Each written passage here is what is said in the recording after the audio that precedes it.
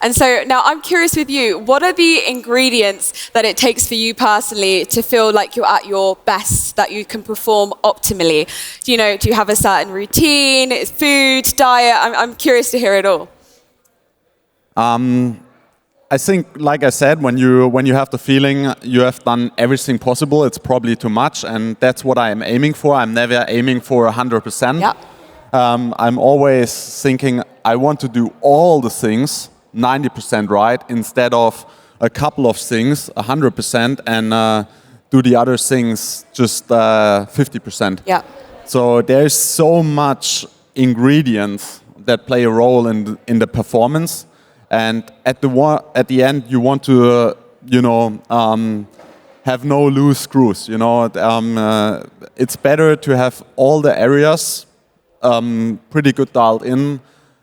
When you just have, let's say, the training 100% dialed in, and you done your 40-hour training weeks and all the intensity and whatnot, but your diet is shit, then you're not gonna deliver. And that's with everything.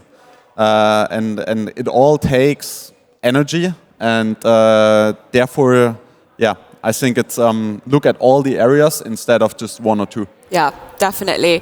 I mean, when I spoke with Jonas Deichmann yesterday, he was sharing that he has an 8,000 calorie diet, but everyone's got to do something which works for them.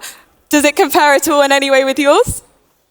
Well, on a single day, I think we burn like way more than that because the intensity is so much higher. Yeah. But yeah, not on a week-to-week basis or on a year-to-year basis, because that will just wear you down. I think you need at least 10 to 15,000 hours of training to reach your maximum potential. And if you get injured before you reach that, you'll never achieve anything.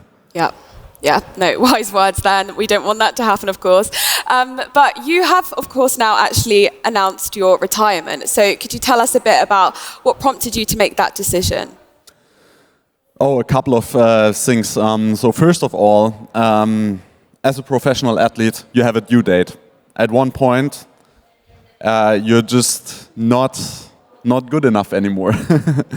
And I knew I was about to reach that date. And it's a lot of different things that make you realize. But at the end, it's, I had problems with my Achilles and so on. You start to wake up in the morning limping to the bathroom like a Vietnam veteran.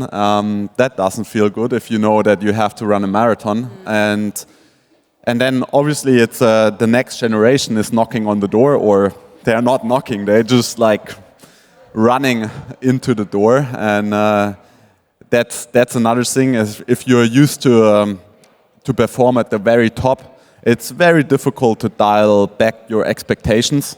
And I was aware that I wasn't able to fulfill my own expectations anymore at one point.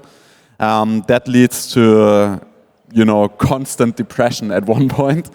And then I wanted to retire on my own terms, with my own plan, and I don't want to get retired by better athletes or by injuries or whatnot. And yeah, that feels really good. Not a lot of athletes are that fortunate.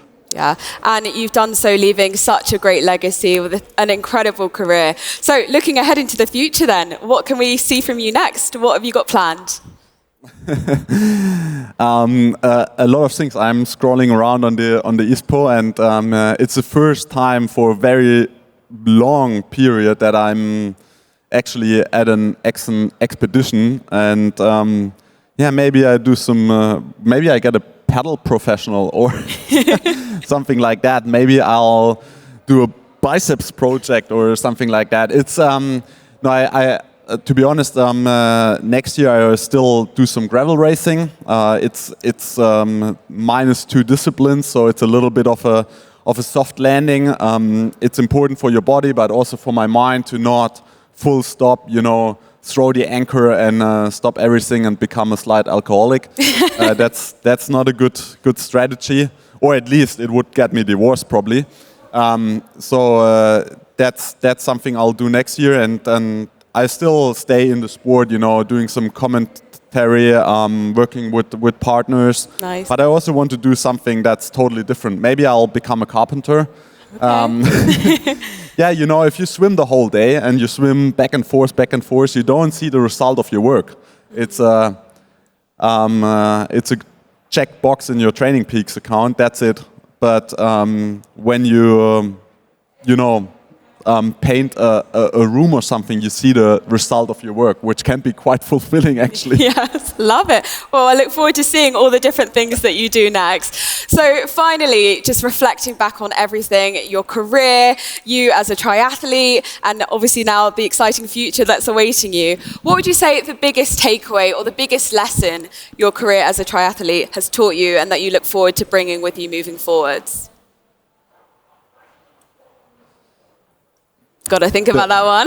Yeah, I mean, the biggest one, I think I touched on that, is not being afraid to make decisions and have the freedom to make decisions, yeah. Yeah, fantastic. Thank you very much.